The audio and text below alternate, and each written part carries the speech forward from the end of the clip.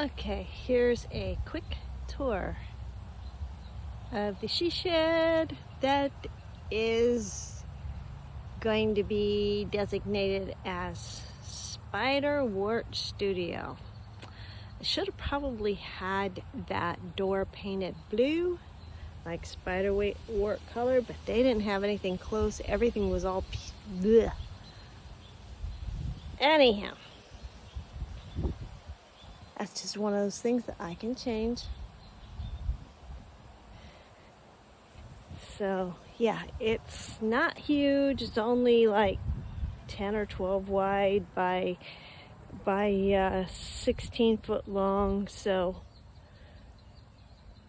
anyway, let's go around here because we live in a wind zone, hurricane zone. Yeah, it's anchored to the ground. And it has a 6-inch higher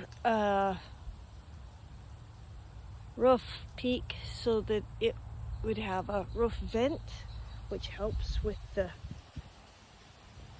taking care of the heat. Now, this is as it looks. It is a Dutch door. So here we go. Let me see if I can get this up one-handed. Ugh. Come on. There we go. Well, there. So we have this. We can have this. Of course, that blocks the window. Oh well. But I wanted a wider than average door so that I could move furniture in and out. I'm gonna give this studio a year, and if this doesn't work well as an art studio, then guys will have it as their workout studio. But I'm hoping it works well. So next up will be getting insulation in here. First, well, we got to go through an inspection. And that's there for somebody to come tomorrow. And then there's that's insulation board up there of some kind. And then that will be the roof vent up there.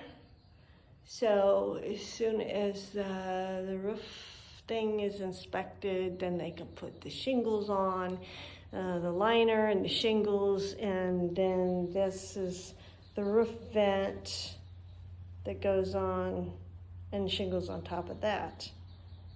I don't know. I know I didn't explain it right.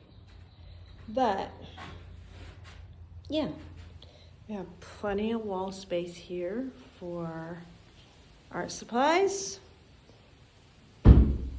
Put drywall in here and some pegboard and air conditioner, and behind the drywall, between the drywall and the wall of the shed, will be some insulation of some sort. So that'll make it easier. There's the big guy, and those are our shingles that will go on the roof. And they had to lift this up because it was slightly on a slant. And so they put the cement blocks underneath there, and then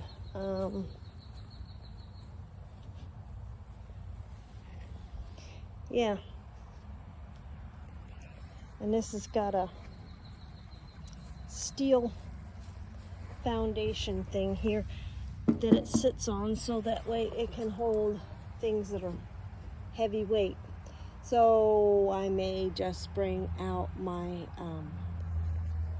refrigerator once we get electricity out here, so that some of my paint that needs to be kept cold can do so.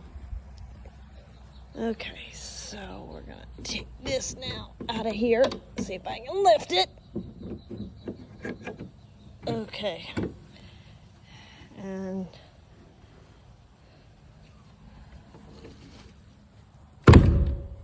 there we go. So then this area here, we're gonna put a little pergola or something out here. Try to make it maybe screened in. Try to make it to where when I spray sealants and stuff on my paints, I can do so without things getting all wet when it's raining out.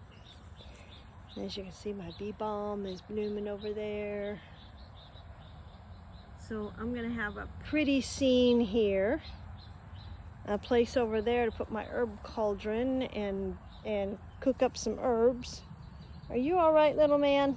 Gotta try to get back up again, poor guy. And these are the shingles. So, yep. Okay, you got an itchy butt. Yeah, well, you keep eating things that you probably shouldn't be eating. Oh my. Can you make it up? I ordered a leg brace for him today. He's walking pretty good right now. Hopefully that'll stay that way. So, all right. I'll let you go. And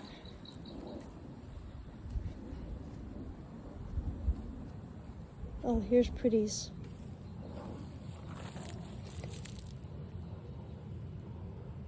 That's the Edulus flower.